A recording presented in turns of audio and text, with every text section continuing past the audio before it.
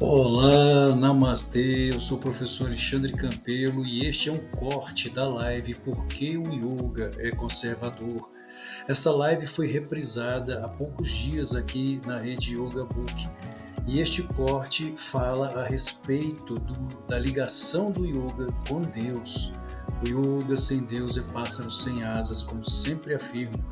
O yoga autêntico, o yoga original, o yoga vindo da Índia, dos rishis, dos sábios iluminados, dos shastras indianos, dos textos sagrados da Índia, é um caminho interno para a autorrealização, para Deus. Quando sequestramos Deus do yoga, o yoga se torna pobre. Ele perde o seu objetivo, a sua meta suprema. E é sobre isto, neste corte, que eu, professor Alexandre, juntamente com os professores Palmeirim Soares, Juliana Paiva e Bianca Simões, falamos. Se você desejar assistir a live completa, ela está aqui em nosso canal na rede Yoga Book. Namastê! Sem Deus não existe yoga, né? Primeiro porque yoga significa união, né? Vem da raiz sânscrita que significa religar, e a religião é exatamente isso, unir, religar, não é? Então realmente não existe, mesmo que você queira seguir uma tradição, vamos dizer assim, do Vedanta Advaita, um exemplo, não é? Em que você não se dedica a uma imagem ou que você queira apenas perceber a divindade como um absoluto, sem forma, não é? Que está além da mente, além do sentimento, isso tudo, assim mesmo. E isso é Deus, de uma forma ou de outra. O fato é que quando você fala de Deus, Deus é, do ponto de vista nosso aqui, vamos dizer assim, não é? Que seja com forma, ele é uma manifestação do absoluto, que é a única realidade. Não existe diferença, não é? Então, realmente, yoga está relacionada, primeiro, com religião. Isso é muito importante, porque religião significa religação. Não existe yoga ou yoga sem que esteja implícito uma vida religiosa. Isso não existe. Né? E não é bom que a gente fique escondendo das pessoas ou tentando tornar. Porque hoje as pessoas estão fazendo esse eufemismo de tudo, né? Então, para não falar exatamente o que é, a gente fica dizendo, não, é importante que a pessoa seja dármica. E com a ideia de que Dharma é apenas cumprir o dever. E isso tem que ter muito cuidado com isso, porque não existe Dharma sem Deus. Isso é impossível. Não existe Dharma sem religião. Isso são palavras da Gita. Até separei aqui, que eu estava pensando justamente em falar isso, em homenagem aqui ao Alexandre, eu vou ler as palavras de Yogananda, na Bhagavad Gita dele. Ele diz assim, ó, aquele que ignora... Isso aqui é Bhagavad Gita, capítulo 16, versículos 23 e 24. Aquele que ignora os mandamentos das Escrituras e que segue seus próprios desejos tolos não encontra felicidade ou perfeição, ou a meta infinita. Já está falando aqui a respeito de... se você leva uma vida de yoga, por exemplo, não é que a Gita trata de yoga, você precisa controlar seus desejos. Isso já é uma coisa, não é? Controle dos desejos.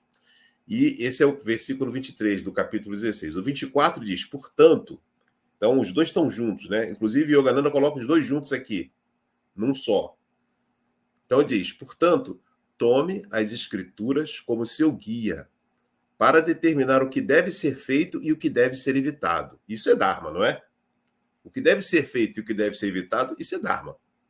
Então, se você quer seguir o Dharma, tome as escrituras. E o que é tomar as escrituras? É uma vida religiosa. As escrituras, sejam elas quais forem, não é? Pode ser a Bíblia, a Bíblia é um livro sagrado, não é? Assim, o Alcorão, um budista, uma escritura budista, seja qual for. Mas, enfim, tome as escrituras como seu guia para determinar o que deve ser feito e o que deve ser evitado, com compreensão intuitiva das injunções declaradas nas escrituras sagradas, tenha o prazer de cumprir seus deveres aqui. Está falando de dever, certo? Então, isso é uma coisa muito importante, porque às vezes eu vejo isso no próprio meio espiritualista no qual eu convivo, não é? Vivo, as pessoas falam assim, eu conheço muita gente que não é religiosa, mas é uma pessoa correta, cumpre com seus deveres, e isso está muito bom. Não está bom, não. É claro que é ótimo que a pessoa tenha o compromisso com ela mesma de ser correta, de cumprir seus deveres, de pai, de profissional, ser honesto, falar a verdade, tudo isso é importante. Mas você tem que entender que quando se fala a palavra Dharma, isso é sinônimo de Sanatana Dharma. E essa palavra Sanatana Dharma, ela significa um Dharma eterno que vem do Brahman. Não tem como você desvincular isso ou do absoluto, ou de Ishvara, ou de Deus, o que você quiser chamar, né? Então é muito importante que a gente... Por quê? Porque se você leva só uma vida... eu cumpro com meus deveres, não é? Mas você não se preocupa com uma vida religiosa, efetivamente, uma vida verdadeiramente religiosa, o que é isso? Ouça os mestres, ouça o que eles falam, ouça o que as escrituras dizem, procure levar uma vida estritamente de acordo com as escrituras, não é? Não, ninguém está pedindo para que a gente seja santo, não é isso. Aprenda o que é Dharma e o que não é Dharma pelas escrituras ou pelas palavras dos mestres, dos verdadeiros mestres. Palmeirim, hoje em dia, né, com essa visão progressista, né, que é ensinada nas escolas, nas universidades, na mídia, pela TV de um modo geral, essa visão da religião, não é, de você seguir o Dharma, de você seguir a tradição, é careta, né? É ultrapassada. É essa visão que se tem, que é ultrapassado. Mas então, isso é um plano, né? Isso é um plano muito bem elaborado com esse objetivo mesmo. Então... Mas eu acho que acaba também que as pessoas acham mais conveniente, né, não acreditar em nada, porque isso enseja responsabilidade, né? E ninguém quer muita responsabilidade, porque esse processo da gente estudar as escrituras, aprender e compreender, ele durante o processo, muitas vezes a gente vai se ferir um pouco, porque a gente vai se deparar com comportamentos que a gente já está apegado e que a gente vai ter que transformar. Então, isso daí já as pessoas... É muito mais fácil, hoje em dia, a massa de instrutor de yoga falar, não, quando alguém pergunta, yoga é religião? Não, yoga é uma filosofia de vida. Você não vê ninguém no Instagram afirmando que yoga é religião, você não vê, né? Você vê tudo, você vê até, né, como o Alexandre falou, yogi que não crê em Deus. Mas, assim, a verdade é que o yoga está revelado, ele já foi revelado, e ele tem um mapa, e é esse mapa que a gente deve seguir e conservar. Então, daí que a gente vai entendendo os conceitos de conservadorismo, o quanto é importante você manter aquilo que os mestres já revelaram. Vamos agradecer, porque o yoga já existe, já foi revelado. Não há nada que ficar querendo reinventar a roda, como o pessoal está fazendo, para ter like, para facilitar um processo de aprendizado, que, como eu falei, é doloroso. Então, é mais fácil você relativizar todos os princípios e os valores, que ensejam muita responsabilidade e compromisso, do que você ensinar aquilo que é correto. Você vai perder aluno se você for ensinar o correto. Exatamente. Né? O yoga, inclusive, tem médico, vai seguir né? Que médico, mundo, né? O Shivananda falava isso, né? O médico acredita que se ele ensinar o paciente a se curar por si mesmo, ele não vai ter mais cliente. Ele era médico, olha, o Shivananda foi médico durante anos, antes de se iluminar, né? Tomou conta de hospital e tudo. Então, ele falava isso. Eu conheci médicos. Eu sei que muitos médicos não querem ensinar como o paciente não ficar doente. Ele dá um remedinho e quer que mais que ele volte. Mas isso é um equívoco. Não é? É a mesma coisa com o yoga. Ele dizia, se você for um bom médico e você realmente ensinar a pessoa e for um médico que realmente se preocupa com a saúde você vai ter tanto cliente que você muito mais do que quem faz o contrário, as pessoas são imediatistas, né? É interessante também essa coisa porque nós estamos falando aqui de conservadorismo, né? Por que o yoga é conservador? Uma característica do conservadorismo é a religião. Você não é conservador se não for religioso. Você pode ser de direita. Tudo bem. Claro, tem pessoas de direita que gostam de que as pessoas sejam corretas, ele mesmo é correto e tudo, mas não quer ser religioso. É o direito dele.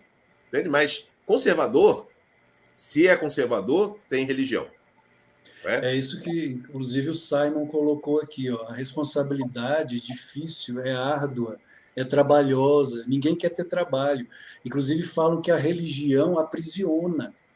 Mas é exatamente o contrário do que os mestres nos ensinam, como o Palmeirim colocou. A etimologia da palavra religião, que vem do latim, religare, ou seja, ligar novamente o homem a Deus, é semelhante à etimologia da palavra yoga, yud, união, religare, união ou junção, não é muito parecido? Claro. Ou seja, você se reunir novamente a quem? A sua essência, ao seu eu real, que é o átomo. E o sentido é exatamente Deus em você. Essa é a verdadeira libertação. E ele coloca aqui, o Simon, pensamento de auto-engano, responsa, muitos não querem responsabilidade, então levam uma vida de hedonismo. Uhum. E o hedonismo vai desconstruindo não só a vida da própria pessoa, mas o próprio yoga. O yoga vai se diluindo, como o açúcar dentro da água, vai se dissolvendo, vai desaparecendo. Daqui a pouco você já não sabe mais o que é yoga. Yoga é apenas uma ginástica. Sim. A essência é toda aquela riqueza, não é, incomensurável que nós vemos nos Vedas, nos Upanishads. Inclusive, eu vejo professores de yoga falando que todo aquele conhecimento dos Shastras indianos está ultrapassado, pelo amor de Deus. Como assim ultrapassado? Você pega o Bhagavad Gita, como Yogananda dizia, ele é tão atual para os nossos dias como foi na época de Krishna. É aquilo que Jesus também afirmou: passarão céus e terras, mas as minhas palavras não passarão. Isso há 2000 anos. As palavras de Krishna há 5000 anos são tão autênticas hoje como foram na época dele. Então, quando você pega todo esse conhecimento, toda essa sabedoria, essa riqueza do yoga e joga na lata de lixo e transforma o yoga apenas em uma ginástica, ou como disse, ou como boga, submissão às trevas, você está, na verdade, destruindo uma riqueza que é para a humanidade, para o bem da humanidade. Daqui a pouco você já não sabe mais o que é yoga.